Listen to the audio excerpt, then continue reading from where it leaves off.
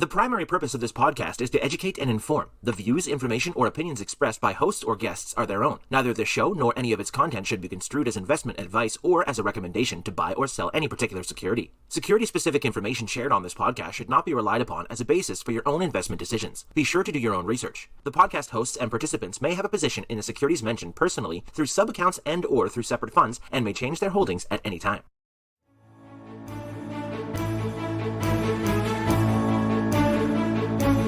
Welcome to This Week in Intelligent Investing, where we examine timely and timeless investing topics to help you become a better investor. Enjoy authentic, unscripted discussion featuring Phil Ordway, Elliot Turner, and other thought-leading investors, brought to you by MOI Global.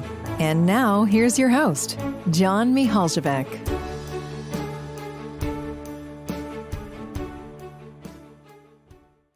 Hello, everyone. It's Elliot here doing the intro. John's hosting the Zurich project right now, a major event, and very excited to hear a report from him about how everything goes.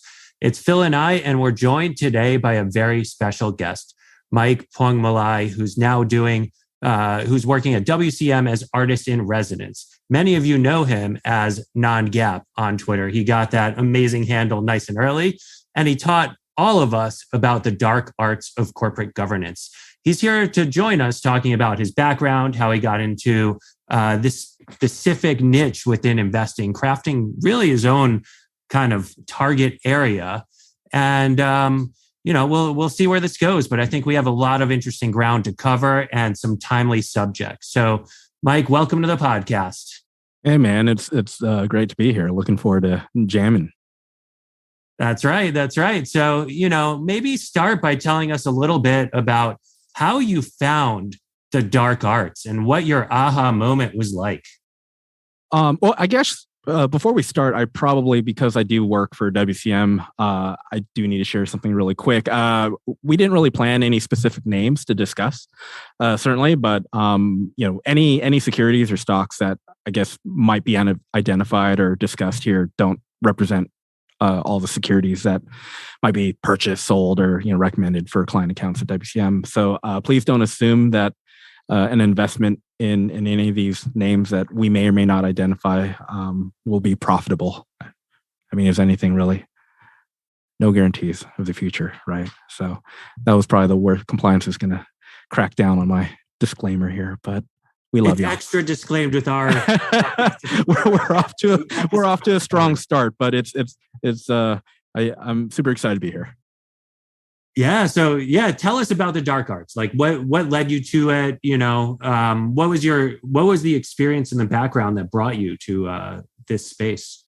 The great lonely journey to the dark arts and discovering some way of, I guess, learning about markets and investing. I think my story probably is not much different than most folks as far as discovering Buffett and Greenblatt and special event-driven investing. And in a past life, I somehow talked my way into doing activist investing at Relational, where we did obviously a lot of corporate governance work and board work. And there's always this perception that I just kind of figured it out and everything was neatly connected. But I like to say that my time there and think about when your job is to read hundreds of proxies, thousands of proxies a year, it's anyone who spends professionally spends time just reading footnotes knows that's a pretty it's drudgery, I think, is a nice way of saying what you do. And I actually say much of whatever my discovery here has been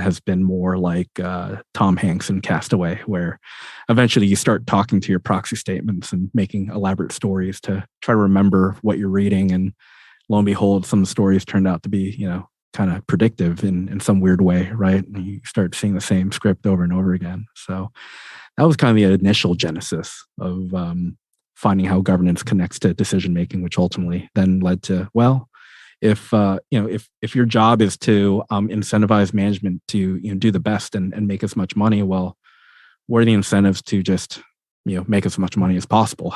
What does that look like? How does that all work? And that's kind of how we snowballed and rabbit holed into dark arts, I guess.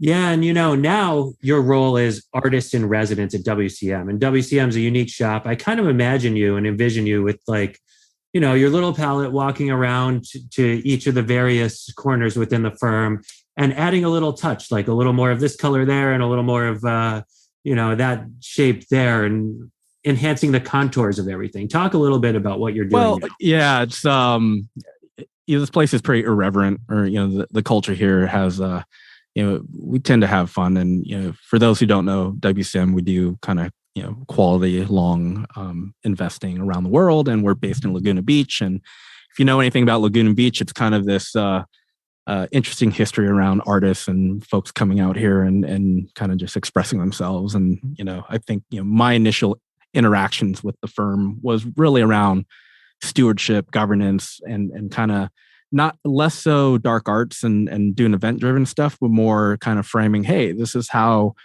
these concepts can impact long-term, value creation and compounding. And, the firm is well known for, their culture research. And, when I was digging into their culture work and combining it with kind of my perspective on things, there were some really cool insights that were kind of being bubbled. And I just flippantly said, it was like, this is art. But more than like Kanye sampling tracks and creating like new stuff, and it just kind of stuck. And so that was the genesis of this concept we're calling the artist studio, which is, think of it as kind of the R&D wing of the investment team. Our goal is really to try to get our investment process. Well, everyone's goal is to get the investment process better, but that's primarily my job is to think about the longer duration research projects. And also, recruiting folks to do residencies here at WCM. So recruiting. So please feel free to reach out.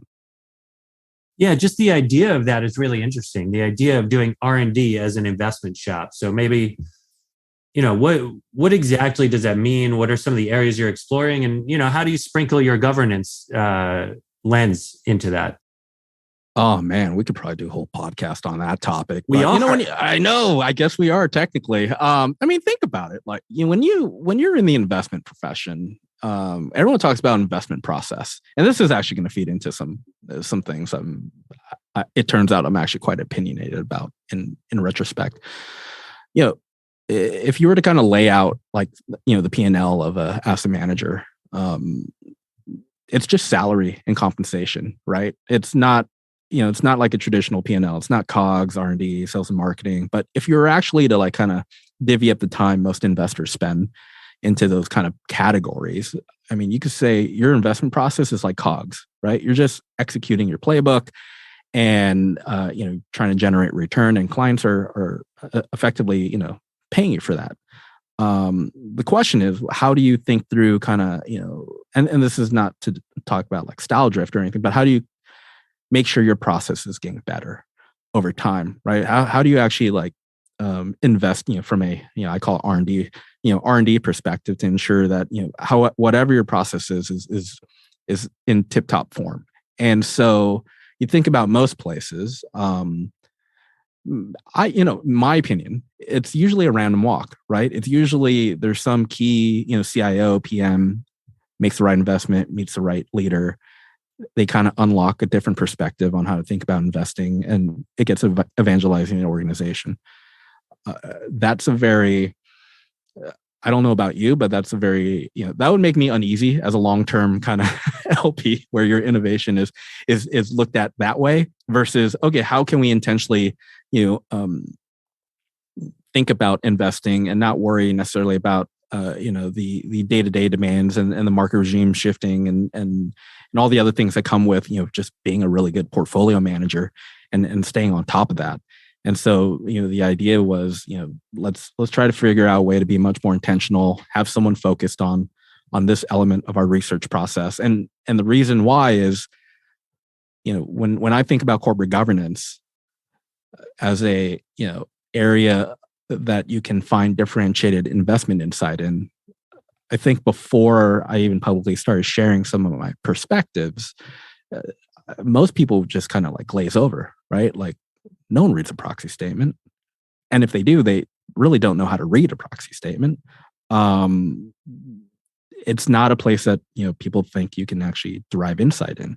And it took, I had no choice but to learn it because of, my past jobs, right? Where I was going to read proxy statements, whether I liked it or not. Oftentimes I didn't like it, but I enjoyed it eventually. And as a result of that, being intentional about it, it's like, oh, gee, like this was an undeveloped, underappreciated area that all investors should, potentially, invest time and resources in leveling up. And so, the question is, can we do that with other areas, categories, perspectives? I don't know. That's why it's kind of an R&D type initiative at WCM. But the hope is we can continue to build momentum across different areas that we're exploring, whether it's our culture research or stewardship or moat trajectory and topology work that WCM really spends a lot of time on, right? So we'll see, but it's it's definitely an area that I'm passionate about, and it's super fun to come into work every day and work on this. I find the idea amazing and inspiring. And I think, it speaks to one of the tensions in the industry that a lot of people have a hard time addressing, where you want to have a tried and true process and you have certain core principles, but there's a fine line between like style drift and evolution, but all the great investors have evolved over time. And so, I think it's pretty neat that you all are taking this as a deliberate exercise. And so how do you take something from like a seed that's nurtured in your corner and make it deployable? Like, is there a process for that? Is there a methodology there? I think that's where, when you think about R&D in general at any organization, right, you can generally bucket it into kind of two areas, right? Your maintenance R&D, the things that you need to work on, you need to upgrade certain things, you need to spend more time. Maybe it's just, whatever pipeline or, demands, like the PM knows we need to develop that area. So that's kind of maintenance or research. And then the more like kind of growth, innovation R&D is like, we don't know, right? You're testing, you're experimenting, you're hoping that, hey, if something, comes to light, it leads to, an insight that you can eventually, commercialize. So, I can give like a real example of something, I'm working on. And one area is, so WCM spends a lot of time around company culture and how culture can actually be a source of competitive advantage, right, for firms. I think everyone kind of knows that, or they suspect it, right? Culture matters. But how do you actually think through and build a framework to kind of bubble and tease out the key insights that you can actually deploy real capital to is a much different proposition. So, obviously the firm here has a lot of experience in it. And that was one of the reasons why I was interested in learning more about what they're doing and working with them. And then from my world, stewardship and governance and how boards can really impact long-term value creation. Well, no one ever thought and talked about, well, what about boardroom dynamics? What about the culture within the boardroom? How does that actually impact long-term value creation? How do the kind of interpersonal relationships of a director and the culture that kind of persists in that boardroom, impacts value? People don't really, I think people understand it, but how do you actually due diligence that? How do you actually think through that? How do you actually identify not only flags that are areas of concern, but areas where it's, a possibility where value is about to be unlocked, right? And that's something that I didn't think through intentionally. It was just more as you kind of experience investing and get enough at bats, you just see, oh wow, like, people get really excited when a new CEO comes into town, right, and takes over a company and the stock takes off. But what actually happens when a CEO shows up, right? Like, okay, oftentimes they're kind of a catalyst of change. They're kind of the new keeper of the culture.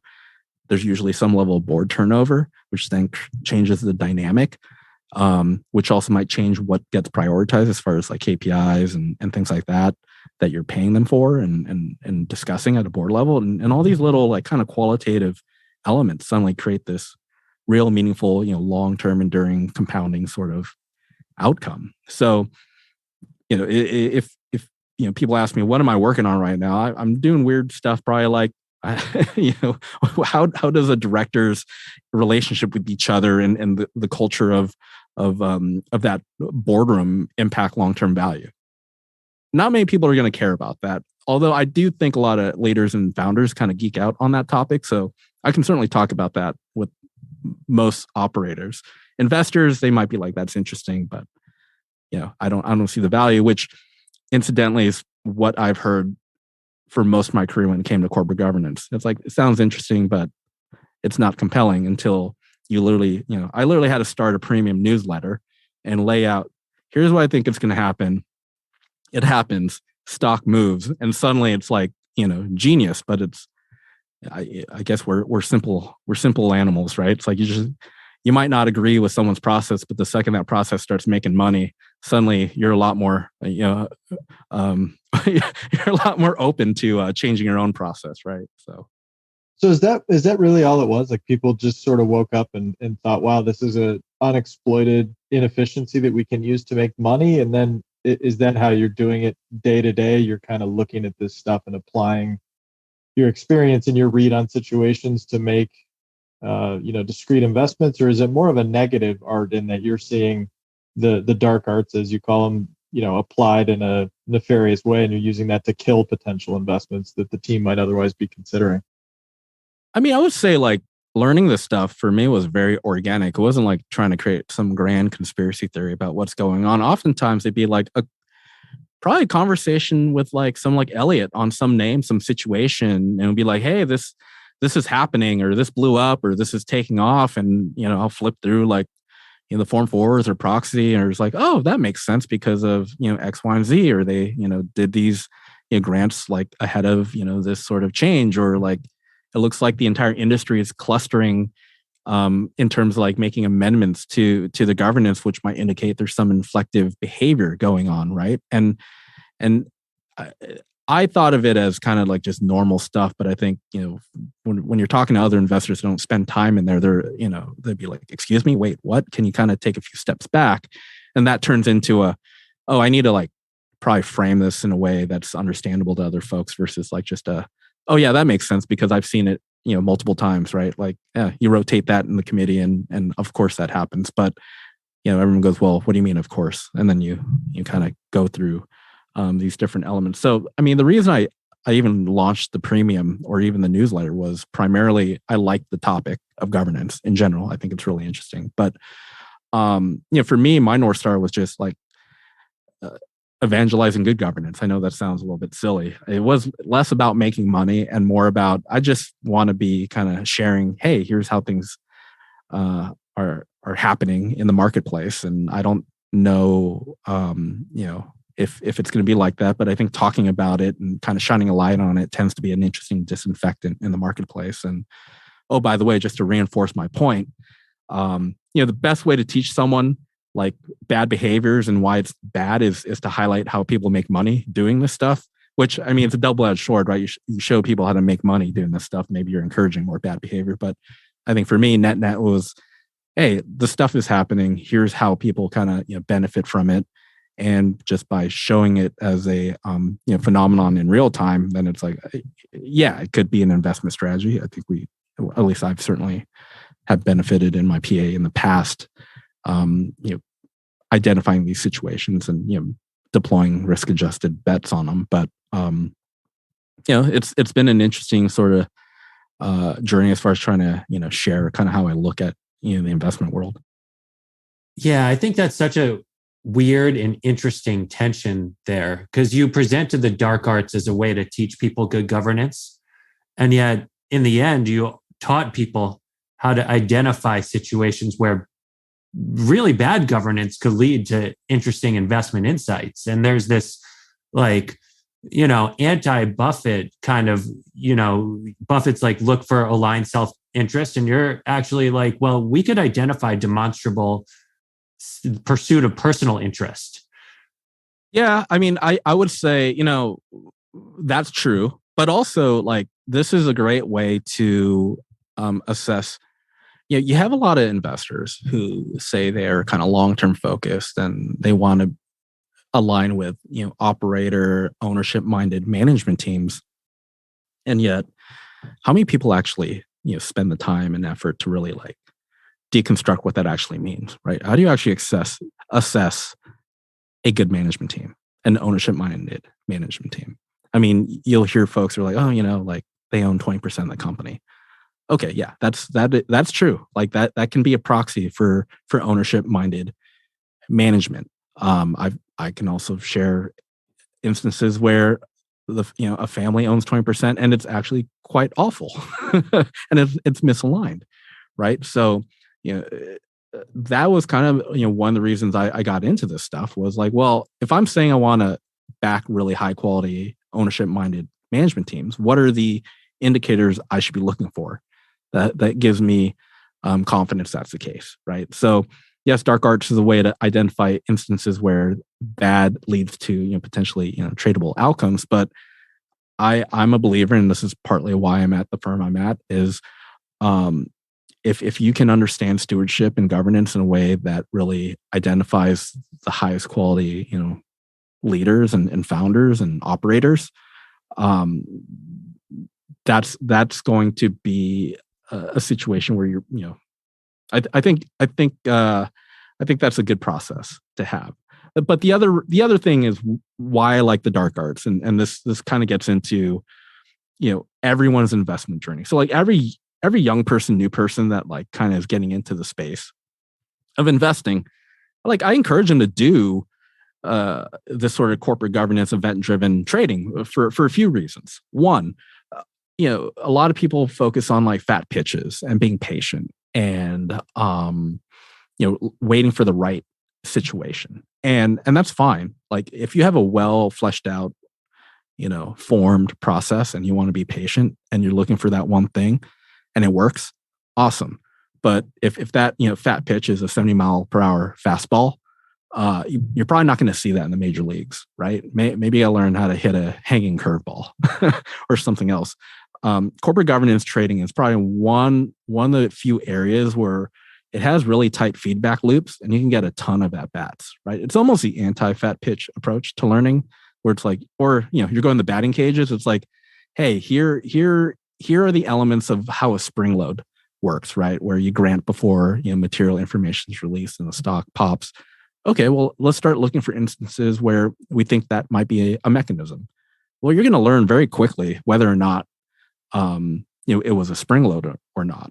If it's right, you might get a return. If it's wrong, you're going to learn, right? This is one of the few areas where you can actually be dead wrong about your assessment of a governance situation, and that failing or that incorrect prediction is actually going to make you better. You think about like most folks that invest in and they're wrong about a name. It's the classic, like, I'm not wrong. Like the market regime changed, right? Valuations, interest rates, macro. It's never your fault. Governance is one of the few places where it's like, when I'm right, I can actually like critique myself and be like, okay, that's why I'm right.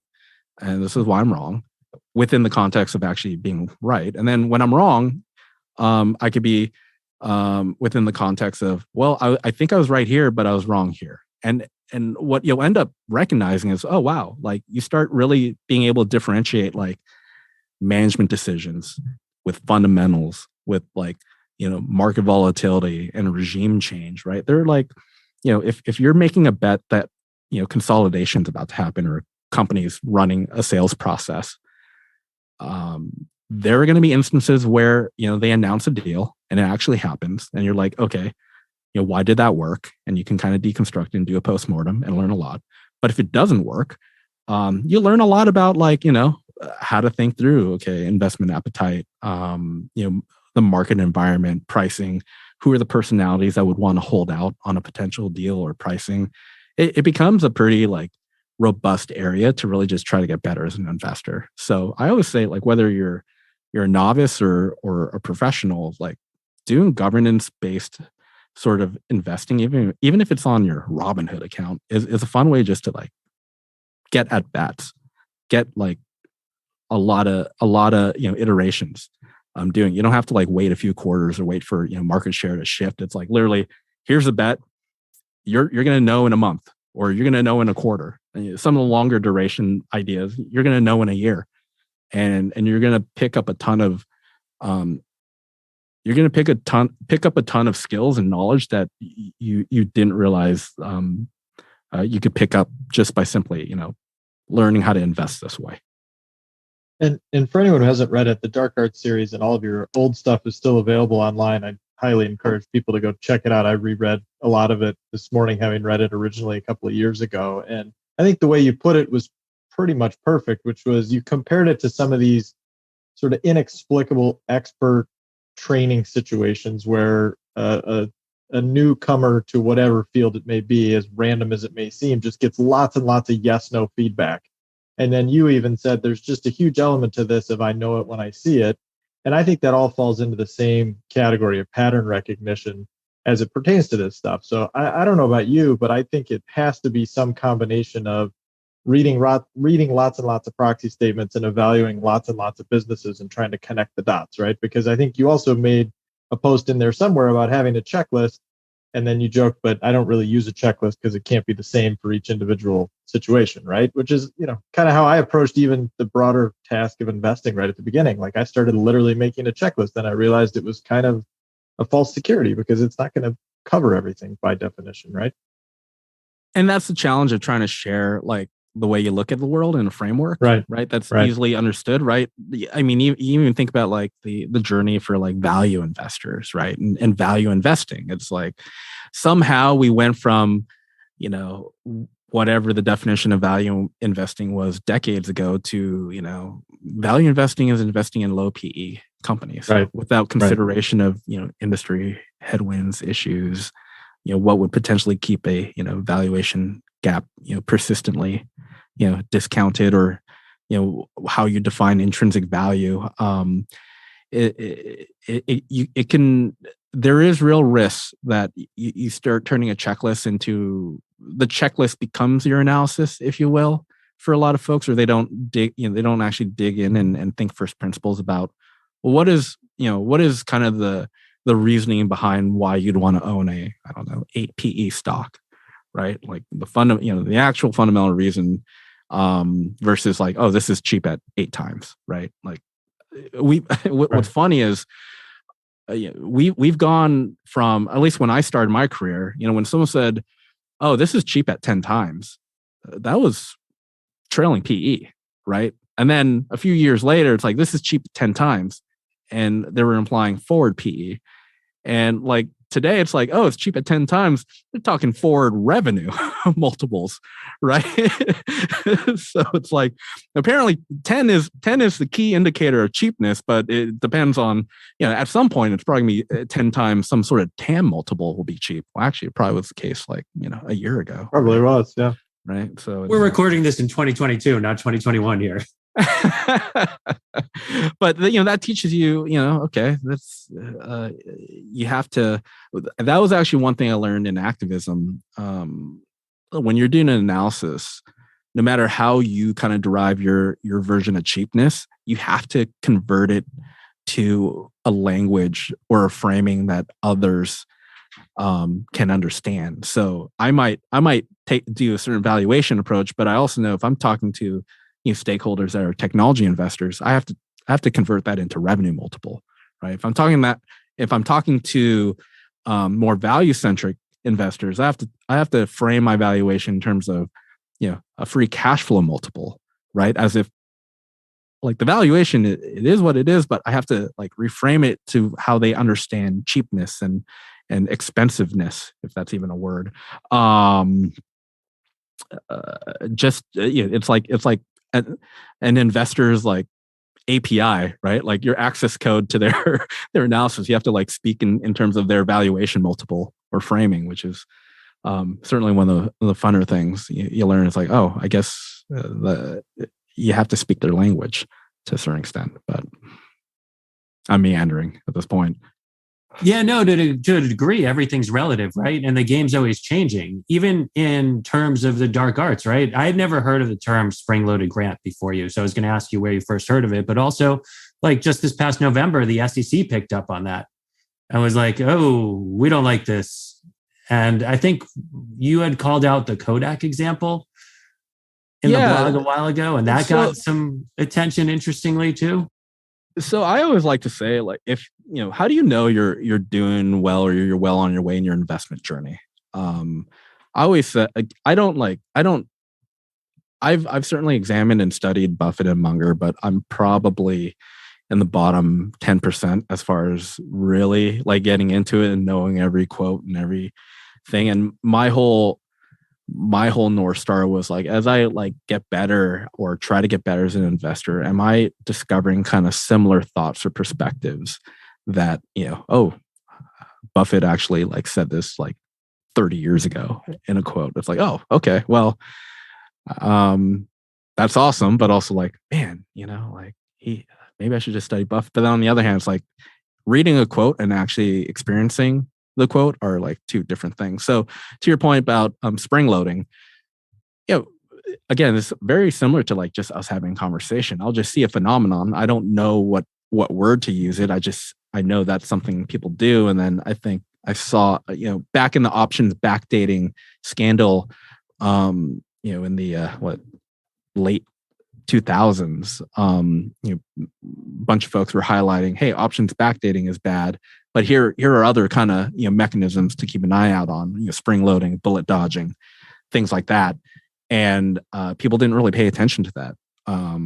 And then I think sometime later, there's certainly academic studies around like the timing of grants and how they seem to like generate unusual returns, right? Atypical returns.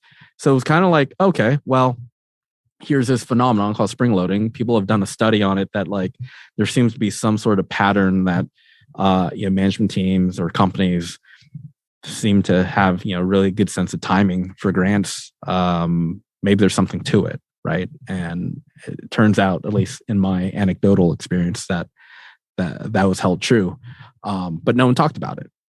And so when you start talking about it and you just lay it out, and suddenly people lose their mind, right? You talk about something like I wrote about Kodak. I tend to try to feature, in my it's an ongoing series which I've paused for quite some time, and maybe I'll write another dark arts piece soon. But you try to feature companies to reinforce like basic frameworks and ideas that seem to kind of come up over and over again, and spring loading was one of those things that just seemed to come up all the time that no one talked about. But I guess by talking about it, shining a light on it, it created more visibility. And it, that's kind of neat as far as like creating conversations around, okay, well, this is something that seems to be happening, and maybe we need to spend more time like investigating this as an area of concern, for the marketplace. Now, should they be doing that versus some of the other things that, are going on in the marketplace? That's a separate conversation, I guess. But, it's kind of neat that they even like, it's on anyone's radar, to be honest. So I have two thoughts there. One is that I think you've already done all the hard work here. I think you should compile this stuff into a book, because I think it's worth memorializing it. I think it would have a really cool niche audience, and we could talk further about that, but I think that's a fantastic idea. Second would be, speaking of people paying attention and putting it on their radar screen, what do you think the regulators should be paying attention to? Or if you were the benevolent dictator of the U.S.'s capital markets or the world's capital markets or whatever, what would you change? I'm particularly wondering if you would make some tweaks to the listing requirements from the various exchanges as far as corporate governance goes. It's hard to say. I don't know. You get into kind of policy making and all that. The questions are like, what rules you want to put in? And my knee-jerk reaction, like, I don't know about new rules, but like enforcing existing rules might be a start. Right? That would be a good start in a lot of cases. There's one thing. Okay, so this is actually all right. We're flowing now, boys. This is one thing you learn about corporate governance and like, shenanigans and dark arts, whatever you want to call it, right? Like, it's not, oftentimes rules aren't being enforced. That's all it is. Like, the rules are actually there and you're not supposed to do certain things, and they just do it. They just do it. And that's the unique thing about corporate governance is this. You have directors, you have CEOs. These are kind of the top of the organization sort of individuals, very high reputations, highly accomplished, highly connected individuals doing these things. They know right and wrong. They know the rules, and yet it happens. So why does it happen? Well, I mean, there's probably a long litany of reasons why it happens, but I can say this: there's typically a comfort that nothing's going to happen. Things just go away. Nothing gets enforced. It just, cases get dropped. This is, maybe I'm putting on my conspiracy theory hat, but there is this fundamental, you could be a line worker at a public company, and you missed a shift or you shortchanged by $1, and you might get fired, right? As an hourly worker. If you're a member of the board of directors, and there's some really aggressive things going on, that might lead to billions of dollars of value destruction. Well, what are the consequences of that? Yeah. There's probably more consequences to you missing a credit card payment than some of the decisions that these directors let through, right? And it's actually kind of funny, right? It's like, how come there isn't a FICO score for like just bad director decisions? Free idea out there. Yeah, that is a free idea. Yeah, I think until it gets to the level of really embarrassing the directors personally, which is almost egregiously high bar in most cases, or criminal liability, well, which is unheard of, right? This gets into that element of like, do you embarrass director? Like, actually, I believe most directors want to do the right thing. The power law of them do, but when you like study some of these, situations that turn out pretty sour, oftentimes it's because of one or two, key power brokers on the board that kind of like dominate. And sometimes it's like everyone knows what the right thing to do is. They just don't do it for a lot of reputational, professional network reasons. And they also understand, well, I don't necessarily need to speak up because there's no consequences to me if I do. And actually, this, governance and being a director is one of the few places where it's funny because like, I believe if you study like the Kodak spring loading stuff, I think they asked the director, like, do you know what spring loading is or something like that? Well, let me just generalize it. So I'm not going to use Kodak, but like governance is one of the few places where you're actually incentivized not to properly educate directors on how to like make decisions. Cause then like, at least you have kind of that like prudent, investor, like you're doing the best you can with the information presented to you. And if they don't tell you the thing that you need to know to make like this proper decision, then there's some level of defensibility to it. I'd probably get in trouble with like someone that's like, nah, that's not how it works. But basically ignorance is bliss at the boardroom in some weird way, right? Like the less you know, the less, you're going to be exposed as far as like, well, don't you know you're not supposed to do that? It's like, actually, I didn't. If I did, I would have done it this way versus, oh yeah, I did know. And then, I violated my fiduciary duty by. Yeah. My working theory on that is exactly what you just said, maybe put slightly differently, is almost every director wakes up in the morning with no ill intent, no nefarious intentions whatsoever. But at the same time, the prevailing ethos is 100% don't rock the boat. Don't get in trouble. Don't piss off the CEO. Don't draw any unwarranted attention. Stay in the good graces. Keep going to the meetings. Get all the perks. Get the cash and equity comp. Build the resume. Keep on rolling. And to me, that's led to this incredible kind of inverse barbell, where on the one far extreme, you have amazingly competent boards full of great people that are all clearly aligned, acting in the shareholders' best interest. At the other end, you have the tiny sliver of boards that have outright crooks on them or have people that are doing things that are intentionally bad. And in between, you just have this giant lump of mediocrity where it's suboptimal, but it's not so horrible that anything changes. Would you agree? I'm going to be diplomatic here and say, there are pros and cons to collegiality and the collegial culture within boardrooms. I do think we need to do a better job as investors and just kind of as a industry as a whole, like celebrating and highlighting like well-functioning boards and outstanding boards and how to do things a certain way. It's just, it's always funny because like, Buffett always will have similar perspectives that you've shared and gripes and frustrations. And It is probably going to be an evergreen issue, and how to reconcile that, understand that, I guess, is part of the dark arts, right? Like, it's not, sometimes it's not about trying to make changes. It's just accepting the facts on the ground, right? Like, so the way I think, this is maybe the only value add portion of my talking on this podcast.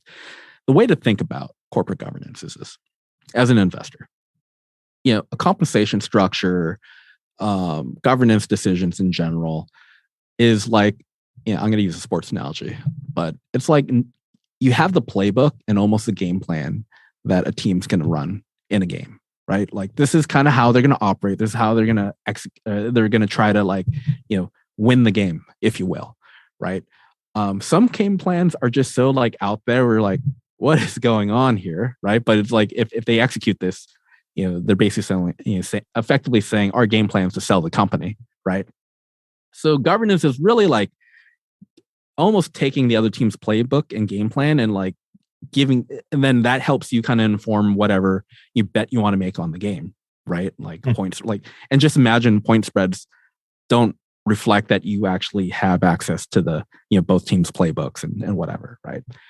Where things get interesting, where you actually learn and get better as investors, like you might have a team's playbook and game plan for that particular game, but everyone knows when the game's played on the field, stuff changes, right? Weather comes in, people get injured, you have to make audibles, you have to make halftime adjustments, and your initial assessment of what might play out might not play out that way, right? Even if you're right, even if it's Alabama playing some obscure team, you're like, I don't care what elements there are, or injuries, Alabama's going to steamroll this team, by 5 touchdowns, guaranteed.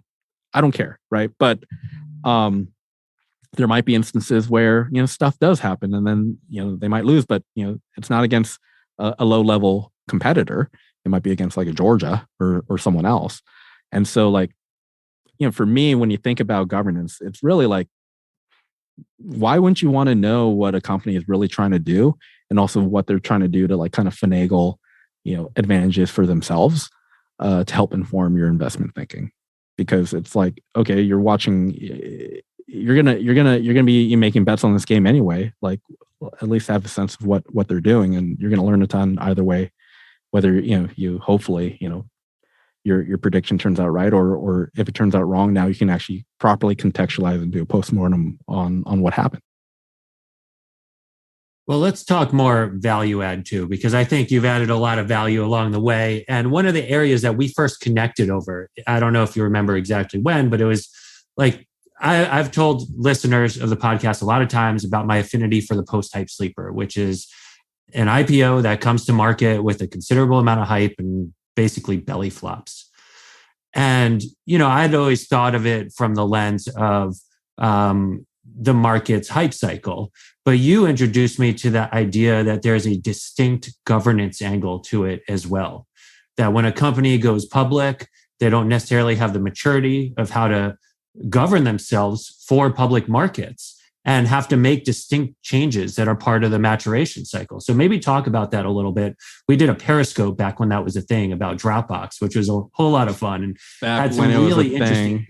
Yeah, that was a thing for a little bit. I mean, going public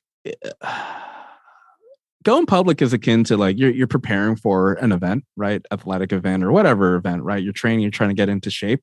But when you're actually in public markets, no different than being in game shape versus just being in shape are much different things, right? They're just much different things. And frankly, no matter how much time you spend in private markets, there's certain things you just have to be a public company to really build those muscles, right? And when you think of it that way, it shouldn't come as a surprise that there's going to be kind of an acclimation process that all companies have to go through. And you also have to think of it in terms of incentives, right? Most companies that are going public are not incentivized to share some differentiated playbook or investor communication plans or operating metrics. How do things operate? It's the S1 teardown 101. Here's your recurring revenue. Here's your growth, net dollar retention, churn, LTV calculations, blah, blah, blah. Everyone uses the same metrics because they're trying to just like, they're optimizing for a valuation for an exit, right?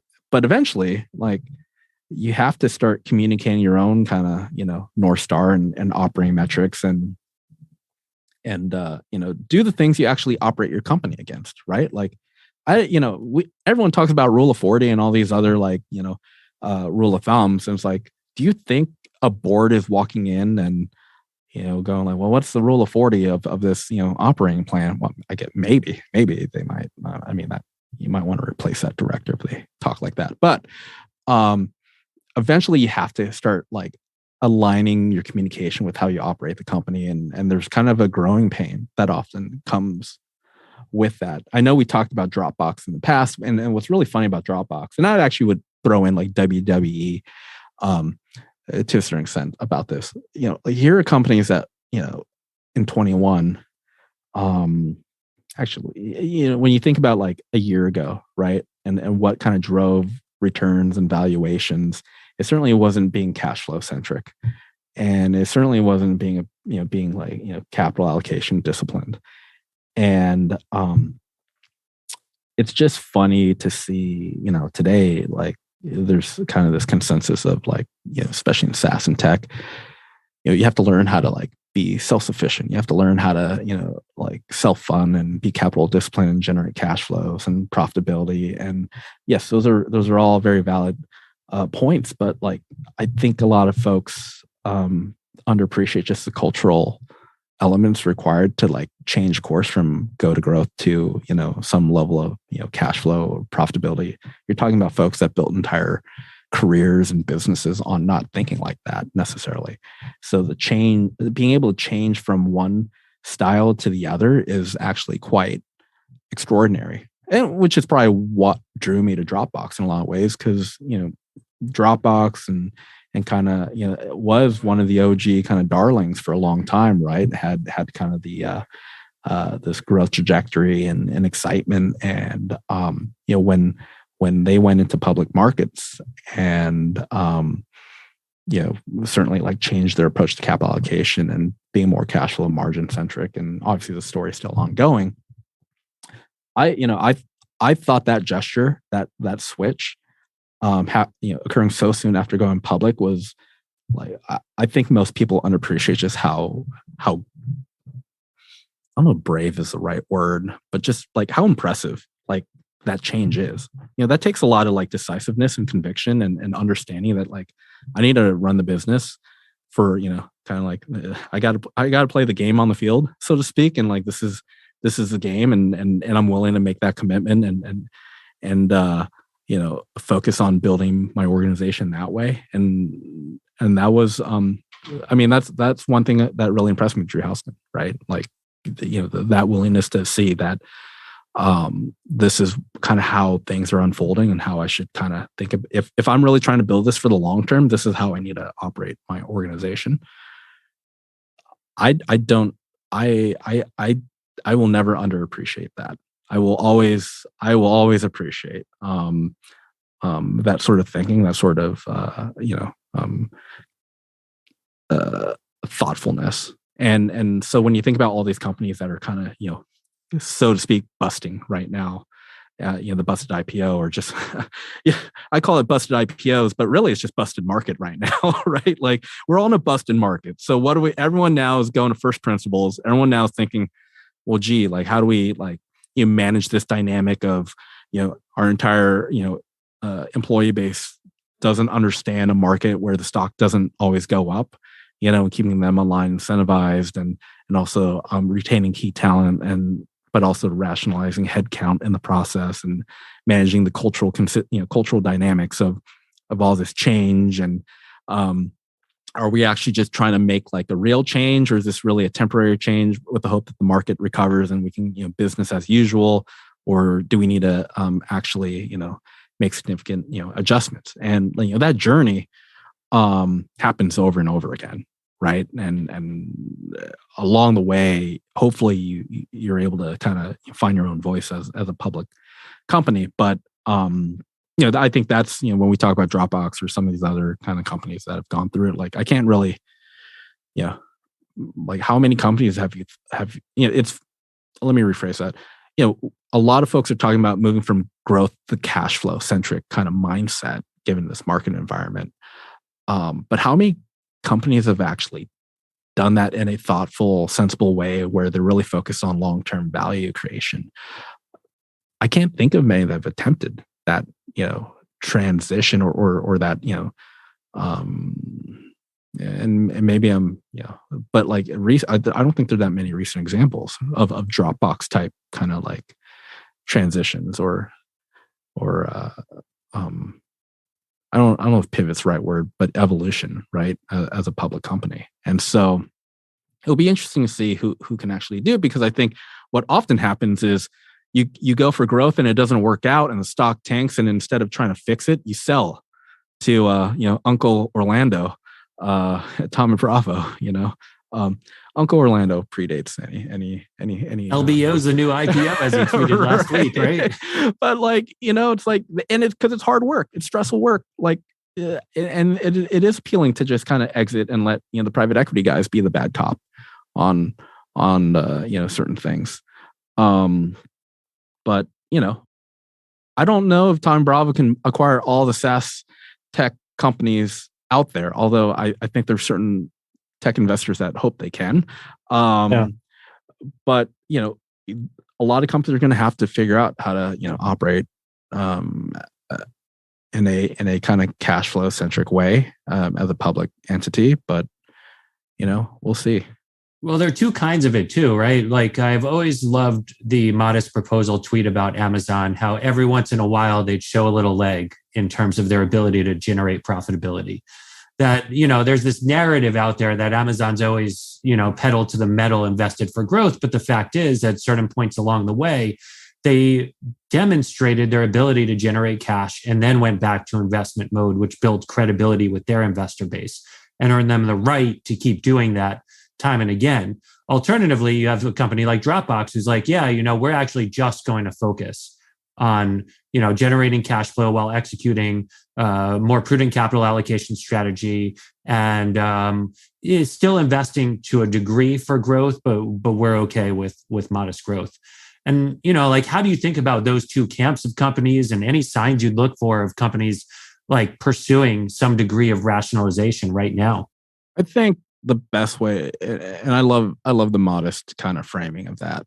I don't think it's really different in my head. The way I think of it is, you're trying to build trust with the shareholder base.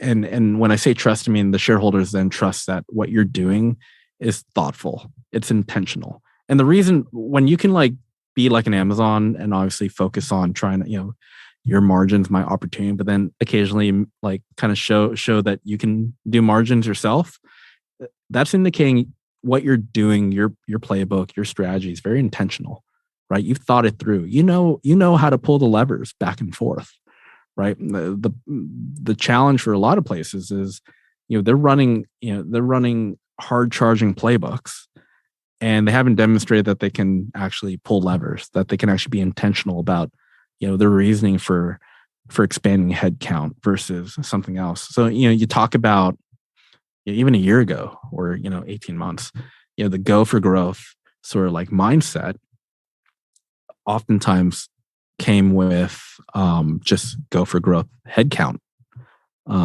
growth, right? Like hiring, capex, opex, all this spend. And what ends up happening is like, what's the intentionality of that like growth spend, right? Are you just like, is this one of those like, this is our budget and we just need to hire bodies against that budget? Or are you actually really thinking through, this is why we need these people and this is how we can potentially generate exceptional long-term value by doing this, right? Because I would say that for most who are really aggressive with their hiring, it's more in that like, it's human nature. You're just kind of going against whatever budget you get, or, you're just, again, you're following rule of thumbs instead of being intentional about it. But if you can, you can burn capital, but if you show that you're very intentional about it and you're able to kind of generate return and also are thoughtful about like how to, rein it in when necessary. That's a pretty powerful, signal. The number of organizations capable of doing that isn't like, in my opinion, like there are not that many that can do it that way, right? That actually have a thoughtful, operator owner mindset that's aligned with the board of directors, that have kind of a good view of their North Star, that can kind of, take all these different factors into play and adjust course and be adaptable when needed, right? And WCM talks a lot about flexibility and adaptability in your culture as being a key contributor of competitive advantage. And one way of demonstrating flexibility and adaptability is the organization's able to, adjust and flex their cost base to not only, go after long-term opportunities, but recognize that sometimes, the existing environment warrants, some changes, right? Like I guarantee you right now, you're looking at companies, and there's some companies that are going to do reduction in force, headcount reductions. And, they think, okay, we're going to move towards cash flow, or margin, leverage. And you'll look at it and you'll be like, or at least for me, I'll look at it and be like, okay, that it just seems like they're doing that because that's what you're supposed to do versus being intentional about it, right? There are a lot of operators and boards right now thinking through, we got to make cuts. Yeah. How many of them are genuinely saying that in the sense like we need to be thoughtful about like how our business is operating in this environment, which may warrant, X, Y, and Z, headcount considerations versus like the market's, gone sideways and the valuations are terrible. We just need a cut. There's a lot of people that just their mandate is we get the sense we have to cut. They hear cash flow cut, and it's like that doesn't build much confidence for me in that company versus like, hey, here's why this we actually might even like hold off. Maybe maybe the contrarian thing to do might be to start playing offense and start hiring right now. Right? For sure. Like I actually might be intrigued by the company that's lowering their margin because they're hiring people because they think the opportunity is like compelling in this environment versus, the folks cutting. The how and the why matters a ton, right? I totally agree. If they're just doing it because everybody's doing it, and I think there's been a lot of that in the last few years, just kind of a herd mentality around what people wanted to see. I think that can be pretty destructive. But circling back to your North Star, you mentioned about wanting to highlight the good in corporate governance or the good practitioners out there. I've got a couple of examples in mind, but I'm curious if you wanted to share any particularly good actors, because I agree. I think, and circling back to my prior question too, I don't think it's easy to just, mandate change from the top down. So if you were the benevolent dictator, I'm not sure what positive impact you could make overnight. So I think highlighting the good and shining a light on the bad is probably the best strategy. So I commend you for that. I was just curious if you had any examples that you thought you're able or willing to share. I'm probably going to share more on that, like through the artist studio. Part of my mandate is actually like doing more content, and most people think we're doing this research to help. Well, we are WCM, but also we're probably going to open source some of our kind of learnings too. Probably a lot of it, to be honest, over time. It's always hard to, it's kind of like the dark arts frameworks. Like, what's the framework for a great board? What are you looking for? And like, sometimes like I've actually attempted this multiple times. Like when I try to build a framework for what a well-functioning, like a high quality board should look like, and then, immediately I'll find an example where it violates every rule that I think is important, and actually, like, I wouldn't want to change that board. That's a high quality board, right? Like, I mean, I think the most quintessential example of kind of the conflicting nature of assessing like high quality boards would be like Berkshire Hathaway's board, right? Like, there's certain dynamics, elements there where I'm just like, in any other instances, I would not, find this very appealing. But given kind of the unique culture and history of Berkshire, it works and it's exceptional. Now, would I use that as a model of what to do? Absolutely not. But I think that's where you got to be careful as far as trying to apply like a framing necessarily of what's good and bad, because this goes back to an earlier point in the conversation. Like sometimes you just know when you see it, right? It's maybe just like at bats. That being said, if I were to say, I will say this: one of the more remarkable governance board situations I've studied recently is UPS, of all things, and just kind of stewardship under Carol Tomei. And if you were to actually study the board composition, and the board's not bad, right? Like they've done a lot of the right things. Like what's actually remarkable about the UPS journey, when you think about it, is when you study like how they were paying the management team, the metrics that they were prioritizing, the board, and kind of like the backgrounds, like it all looked very solid, right? It all seemed to like indicate, here are the things that you would want to do to encourage like thoughtful capital allocation, X, Y, and Z, right? And yet, with all that in place, you bring in Carol. Obviously, COVID. She came in when like it's in the middle of COVID, but she was able to do so many remarkable changes organizationally. But more interestingly, she's also introduced some pretty interesting, boardroom refreshment session. They've actually introduced a lot of new directors, and when you study kind of like their backgrounds and the needs of UPS going forward, I was like, man, that was a very remarkable thing she did, in the sense of like there was a lot of transition at the board level, which is always kind of a sensitive thing for any public company, and yet they seem to do a pretty good job, finding folks from diverse backgrounds and experiences that they needed perspective on, and it's really quite impressive.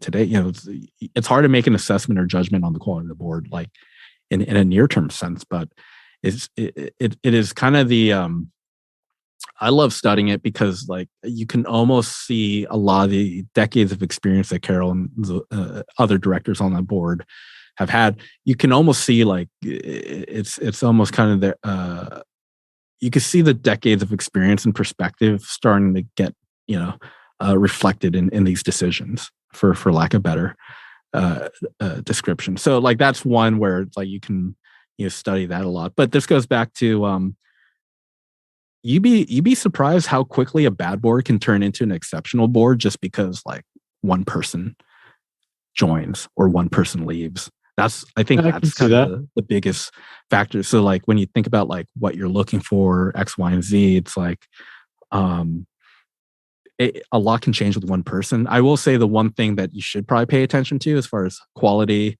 of the board is just like comp committee. Like who's the chair? Is it pretty stale? Does it seem pretty cozy? Is it small? You can learn a lot about board dynamics simply by just studying their comp committee and the metrics they're using over time.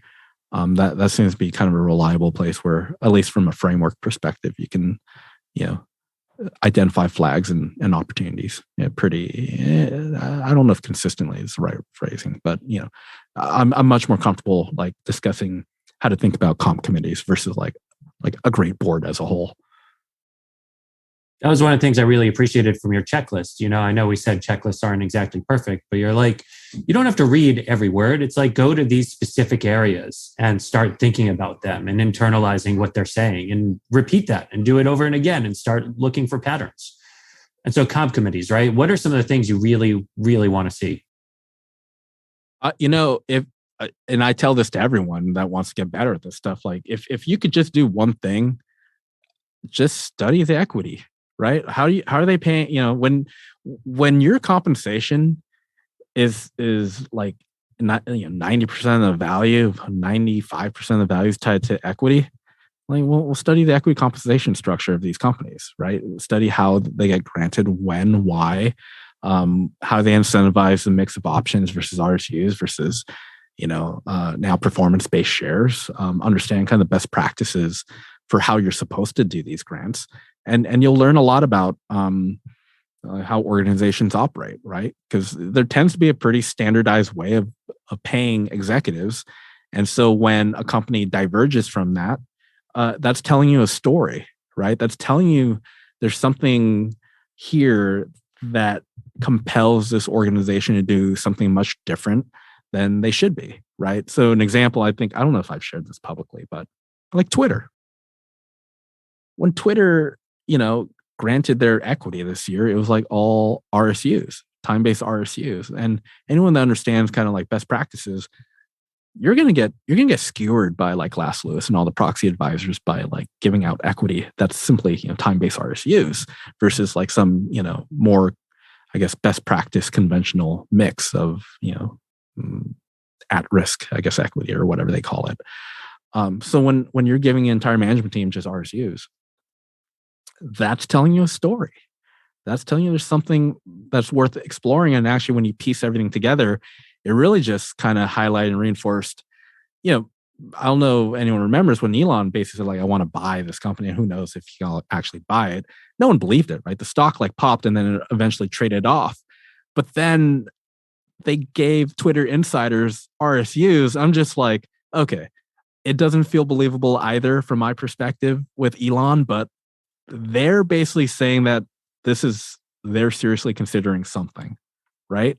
Because no one is going to just grant all their insiders time-based RSUs unless they're potentially like considering a transaction. And let me unpack that a bit so people understand. If you're an insider, if you're a management team, and let's say you actually are considering selling the company, getting RSUs is probably the cleanest way of monetizing that decision. And the reason is, well, you can get options, but if the premium isn't that compelling, let's say you're only going to get like a, 10, 15% premium or 20% premium, your economic windfall from that by simply taking on options isn't like that compelling relative to RSUs. You have to do the math and but I'm pretty sure that's the case. If you do PSUs, you have this overhang of having to meet certain operational or fundamental performance criteria that can kind of like muddy like how you get paid out in a change of control transaction. So oftentimes the cleanest way to manage this is just giving insiders RSUs. And so when you see this dynamic of getting RSUs in lieu of like a typical traditional mix of equity compensation, that often can be like a indicator that, there might be something going on here, because most boards are resistant to doing such packages because A, most people say it's not at risk, right? Like the stock goes down, management still gets paid. And B, there's enough of an ESG proxy advisory compensation industrial complex that would discourage that, and actually shareholders will vote against that sort of plan. And directors don't like getting voted against on anything usually. So for them to kind of do that, knowing that, hey, a year from now, it's going to look pretty bad when it's in the proxy, it's telling. It's telling you a lot. So it's certainly, so when you're looking at the proxy, you're trying to get better at this stuff, just like study the equity compensation section. It's the highest return on time you'll probably get. And more importantly, it should get you excited and enthusiastic about learning about all the other elements of corporate governance and how it can like create value as an investor. And as all you listeners know, I was quite involved with the Twitter thing. So when I saw those grants, I was like, hey, Mike, what do you think? But maybe, something that you said earlier on, when you have a 20% owner operator, it could be a good or a bad thing. One of the questions I'd really love to hear you address is what are some of the clearest signals that it's decisively a good thing? Because I think a lot of our listeners are out here, the kind of investors who are looking to try to find really good long-term companies that they could hang on to, a lot of people who appreciate owner-operators, yada, yada. But what do you think are some of the most important telltale signs that, this is really a situation where I have an aligned interest? Oh, man, that's an easy but also a hard question. And I'll say like those. In a past life, I actually trained a lot of these. I actually trained a lot of the big asset managers on how to think about corporate governance, and this specific question often came up. How do you ensure that this is a ownership focused team that you want to get behind? And my answer was always I don't know if there's a great framework. It depends. But I will say this, for the best management teams and the best operators, sometimes corporate governance doesn't matter. And what I mean is this, they're so good, they don't need guardrails. They're so good, it doesn't matter what the equity mix is. They just do the right thing. And it's remarkable that they do the right thing, because most mortals don't have that discipline, yet they're so good. It's just it's part of the culture, right? So it's a much more qualitative question than checklist quantitative question, as far as is this a place that culturally values and reinforces and kind of drives behaviors that are ownership minded? Where I've seen plenty of family owned situations where governance just looks terrible in the sense that the equity comp is kind of wonky. It's not like dark arts, but it's just it clearly looks this was put together by one or two people, and just to get it done with, right? But what they do a good job of is they're maybe they only occasionally grant equity to insiders, but it's they're thoughtful about it, right? They're not being opportunistic. The best, actually, here I'll give some actionable insight or advice here. Take all the companies where you think they do well, that you think are doing a good job as far as leadership, operator centric sort of decision making. Study what they did the last 2 years. Study what were their capital allocation and compensation and all of the other governance decisions that were made from COVID on. Did they, what sort of adjustments or amendments on the fly did they have to do because, facilities are shut down, right? That's rubber meets road right there, right? That is at its most quintessential, how are they demonstrating their flexibility, adaptability, but in a way where they're still trying to treat shareholders fairly? Because COVID is going to be one of those eras where I could probably look at any company and then just immediately flip through kind of the 2020 era governance decisions, and that's going to actually help inform how I think about this organization going forward, right? When the cards were down, how did you make adjustments, right? I'm okay with adjustments. It happens. You need to do it. It was a pandemic, right? No one plans that. But just because no one plans it, were you still fair to shareholders, or were you opportunistic? Did you back up the dump truck with with grants or something else? Because there were, literally there were. I'm going to leave this company unnamed, but there are companies that classic reopening type play that when things start stabilizing. And I don't know if you remember November 2020, massive pop in the market, right? Massive pop. And, when you studied this kind of reopening, the market was kind of shut down, existential crisis dynamic after this particular company, they, lo and behold, the Sunday before the stock, because the stock market popped on a Monday or something like that, or Monday or Tuesday. And anyone knows Form 4 filing disclosures, it usually, I think you file them a couple days after you grant them. But for some reason, and this is very actually unusual, they granted a ton of equity on a Sunday, a few days before the stock market popped. And I'm just any goodwill, any whatever you want to say,